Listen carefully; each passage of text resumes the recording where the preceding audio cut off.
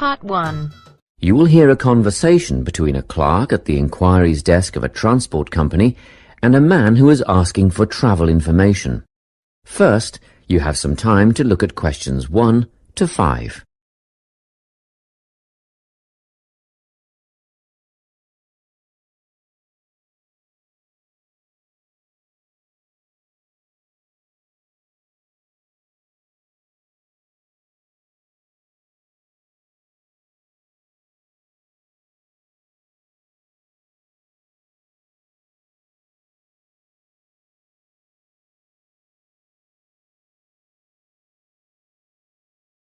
Listen carefully and answer questions 1 to 5.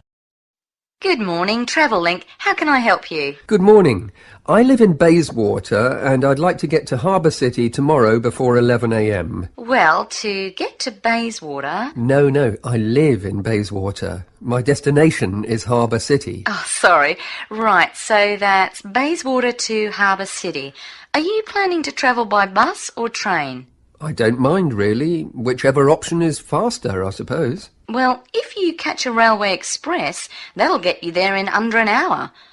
Let's see. Yes, if you can make the 9:30 a.m. express, I'd recommend you do that. Great. Which station does that leave from? Helendale is the nearest train station to you. Did you say Helensvale? No, Helendale. That's Helendale. What's the best way to get to the Helendale station, then? Well, hang on a minute while I look into that. Now, it seems to me that you have two options. Option 1 would be to take the 7:06 bus from the Bayswater Shopping Centre to Central Street. When you get there, you transfer to another bus which will take you to the station. Or the second option, if you don't mind walking a couple of kilometres, is to go directly to Central Street and get straight on the bus going to the train station. OK. Which bus is that? The 792 will take you to the station.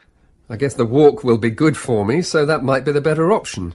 What time do I catch the 792? There are two buses that should get you to the station on time, one just before 9 o'clock and one just after. But look, at that time of the morning it might be better to take the earlier one, just in case there's a traffic jam or something. The 8:55 is probably safer than the 9:05. Yeah, I don't want to miss the train, so I'll be sure to get on the 5 to 9 bus. Before you hear the rest of the conversation, you have some time to look at questions 6 to 10.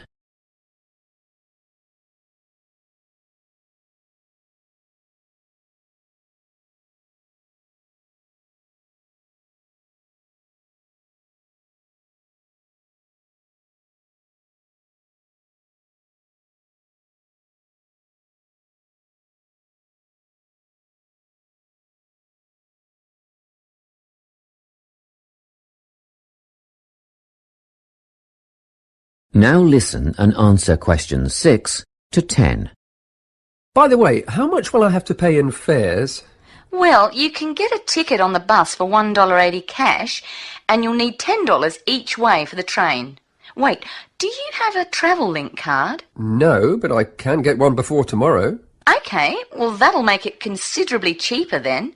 The bus will cost $1.50 each way, and the train will be... The train to Harbour City will...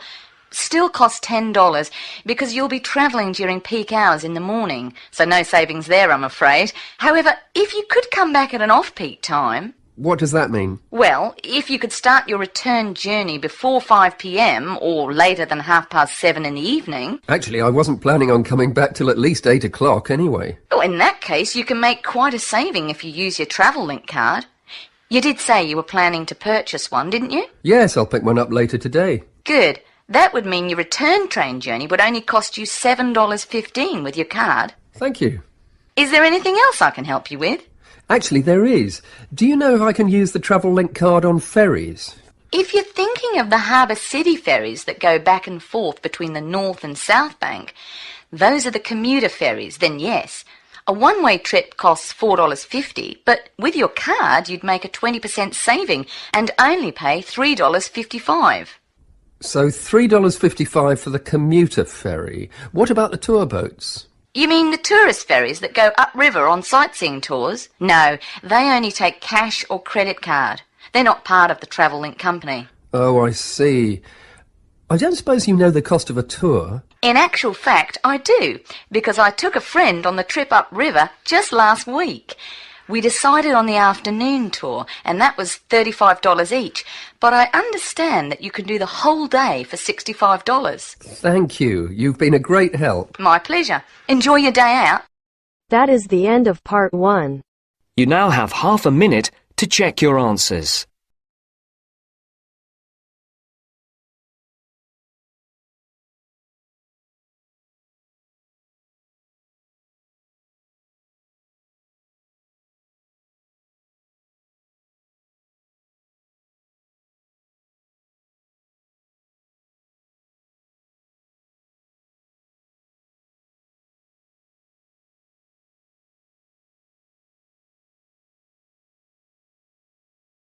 Now turns to part 2.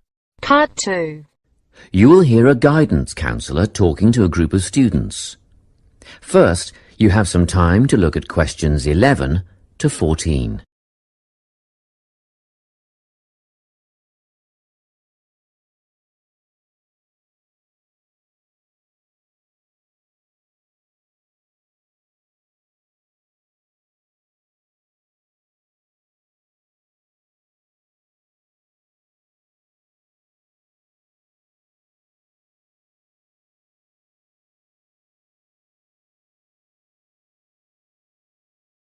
Listen carefully and answer questions 11 to 14.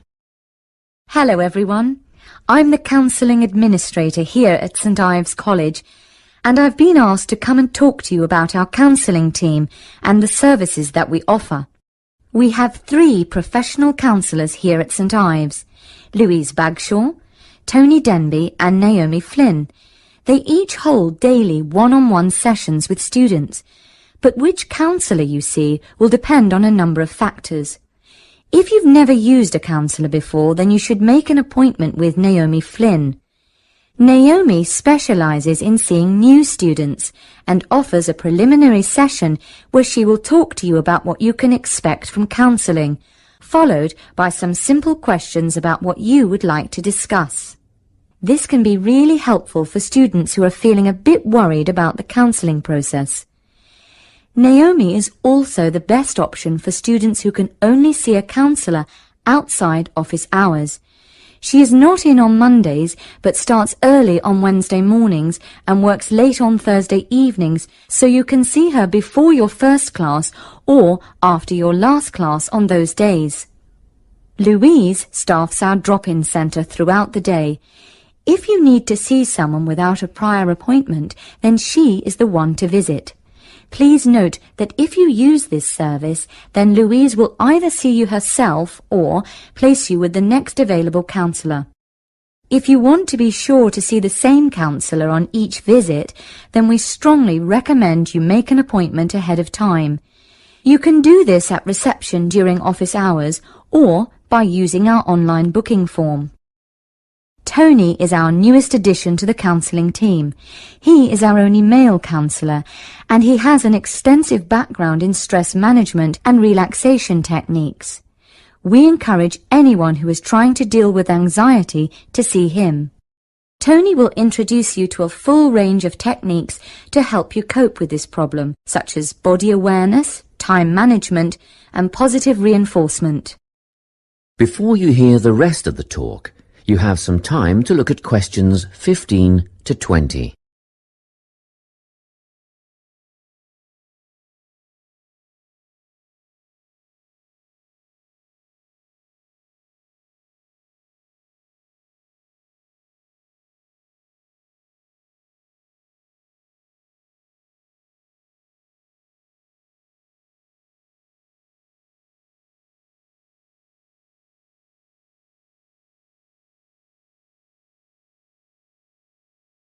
Now listen and answer questions 15 to 20.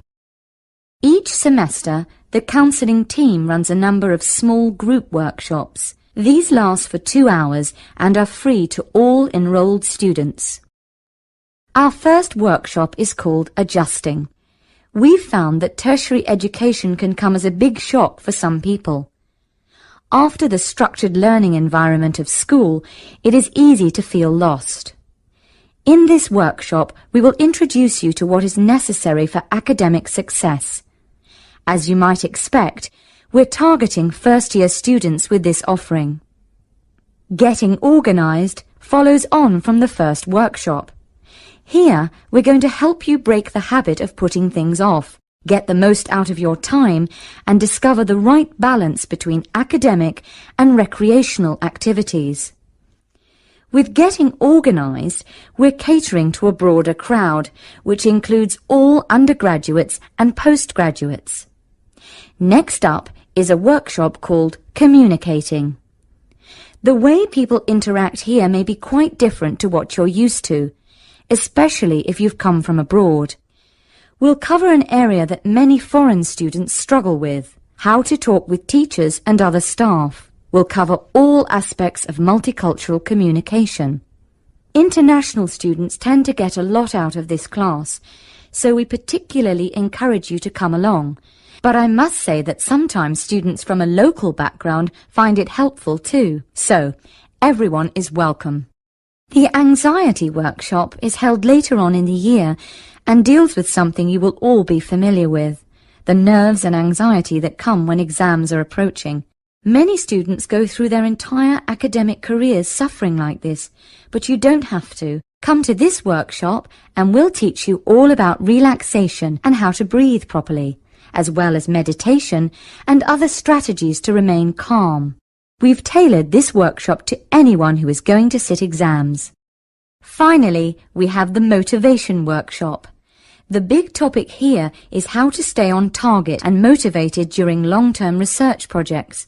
This workshop is strictly for research students, as less advanced students already have several workshops catering to their needs. Well, that's it. Thanks for your time. If you have any questions or want more information about our services, do come and see us at the counselling service. That is the end of part 2. You now have half a minute to check your answers.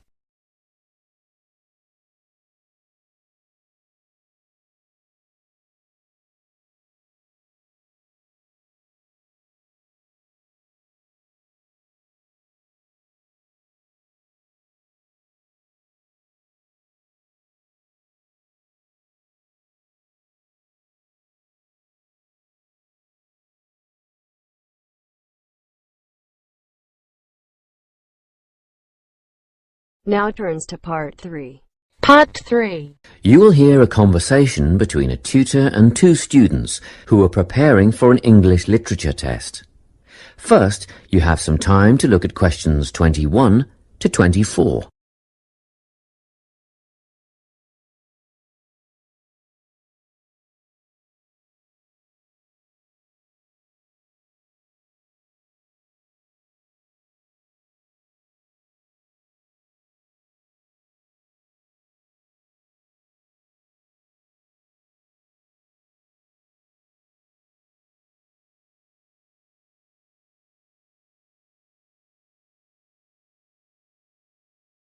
Listen carefully and answer questions 21 to 24.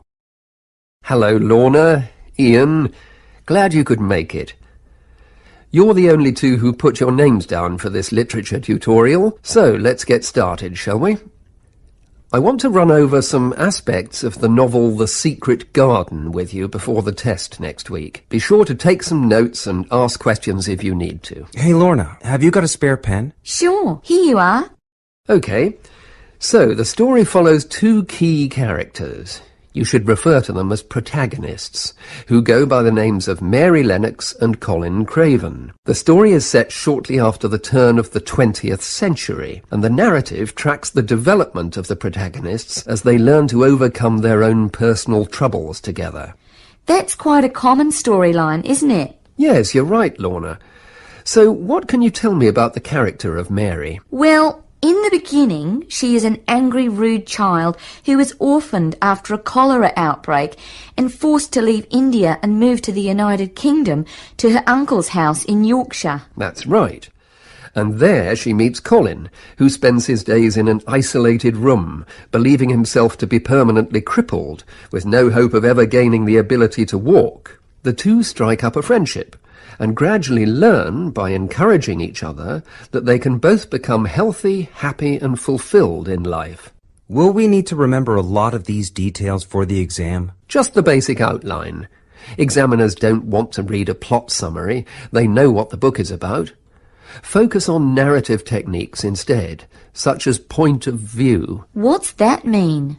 It's all about how we see the story. This story, for example, is written from the perspective of what is called an omniscient narrator. Omniscient means all-knowing. So, as readers, we get to see how all the characters feel about things, what they like and don't like, and what their motivations are in the story. Before you hear the rest of the conversation, you have some time to look at questions 25 to 30.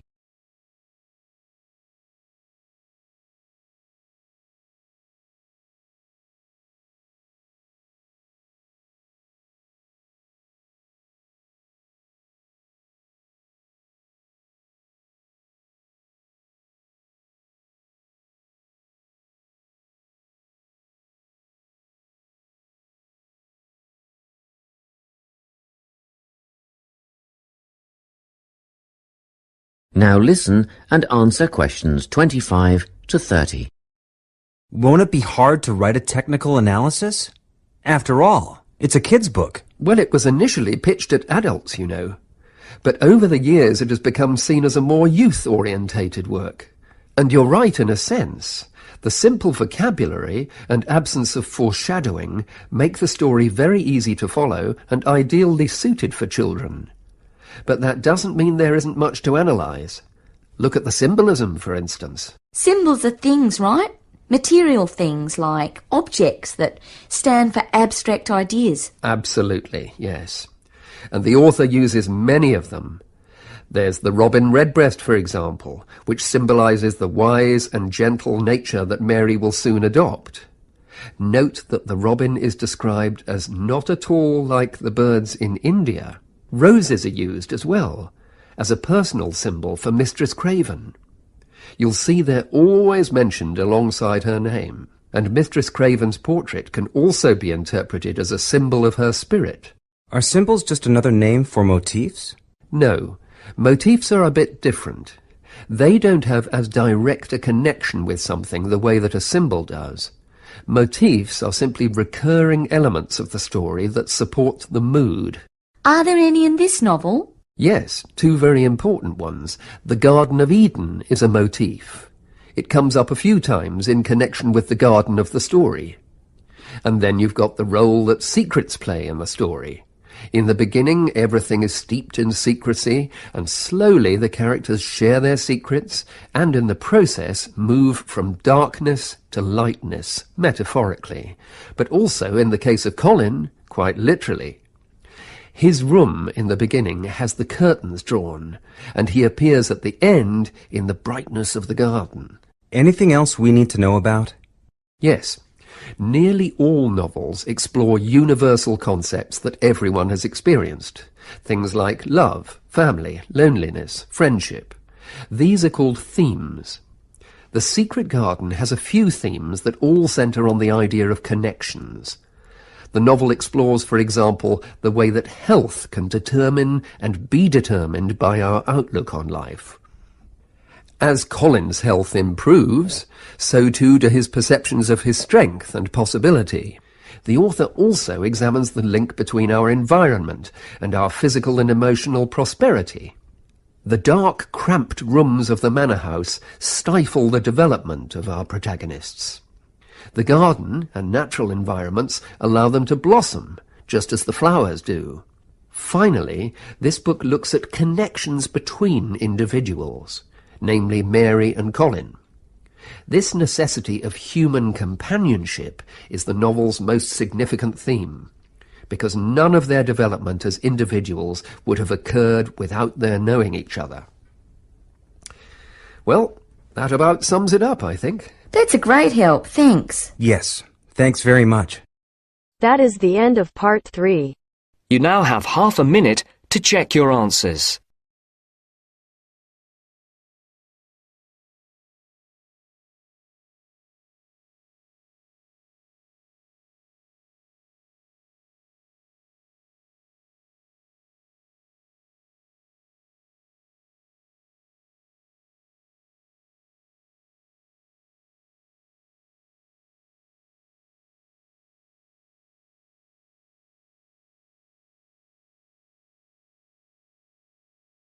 Now turns to Part 4. Part 4. You will hear a talk on the topic of time perspectives. First, you have some time to look at questions 31 to 40.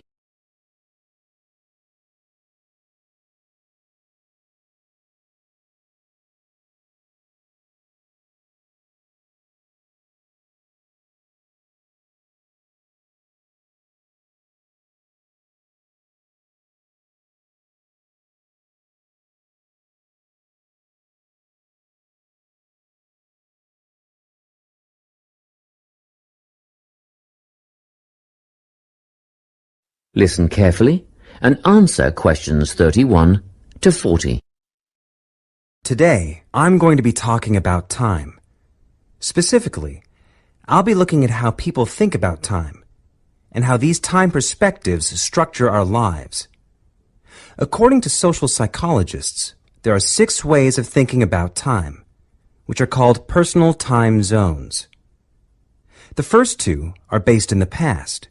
Past positive thinkers spend most of their time in a state of nostalgia, fondly remembering moments such as birthdays, marriages, and important achievements in their life. These are the kinds of people who keep family records, books, and photo albums.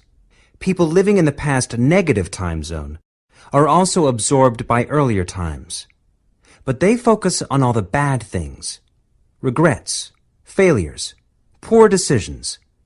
They spend a lot of time thinking about how life could have been. Then, we have people who live in the present. Present hedonists are driven by pleasure and immediate sensation. Their life motto is to have a good time and avoid pain. Present fatalists live in the moment too, but they believe this moment is the product of circumstances entirely beyond their control. It's their fate, whether it's poverty, religion, or society itself. Something stops these people from believing they can play a role in changing their outcomes in life. Life simply is, and that's that. Looking at the future time zone, we can see that people classified as future active are the planners and go-getters. They work rather than play and resist temptation. Decisions are made based on potential consequences, not on the experience itself. A second future-orientated perspective, future fatalistic, is driven by the certainty of life after death and some kind of a judgment day when they will be assessed on how virtuously they have lived and what success they have had in their lives. Before you hear the rest of the conversation, you have some time to look at questions.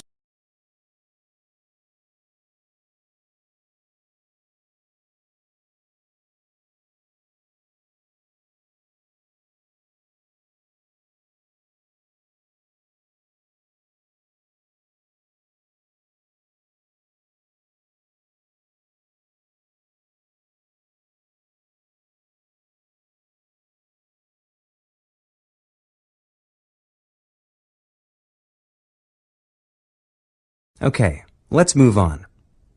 You might ask, how do these time zones affect our lives? Well, let's start at the beginning. Everyone is brought into this world as a present hedonist. No exceptions.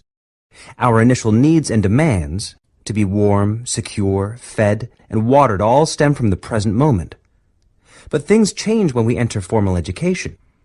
We're taught to stop existing in the moment and to begin thinking about future outcomes.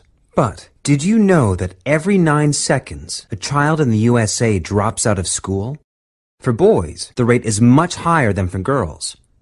We could easily say, well, boys just aren't as bright as girls. But the evidence doesn't support this.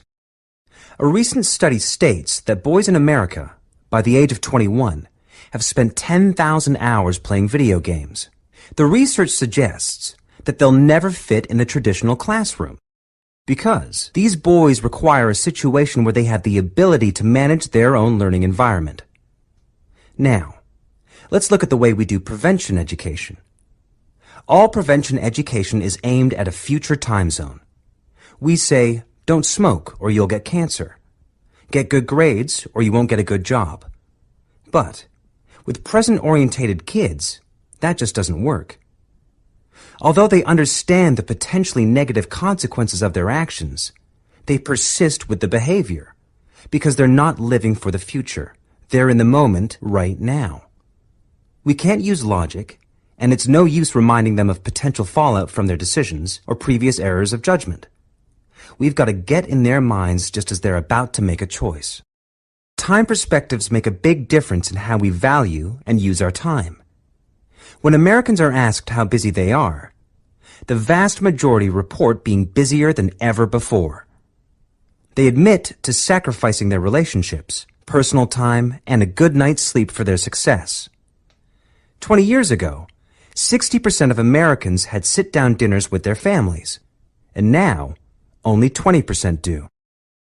But when they're asked what they would do with an 8-day week, they say, oh, that'd be great. They would spend that time laboring away to achieve more. They're constantly trying to get ahead, to get toward a future point of happiness. So, it's really important to be aware of how other people think about time. We tend to think, oh, that person's really irresponsible, or that guy's power-hungry. But often, what we're looking at is not fundamental differences of personality, but really just different ways of thinking about time. Seeing these conflicts as differences in time perspective, rather than distinctions of character, can facilitate more effective cooperation between people and get the most out of each person's individual strengths. That is the end of part 4. You now have half a minute to check your answers.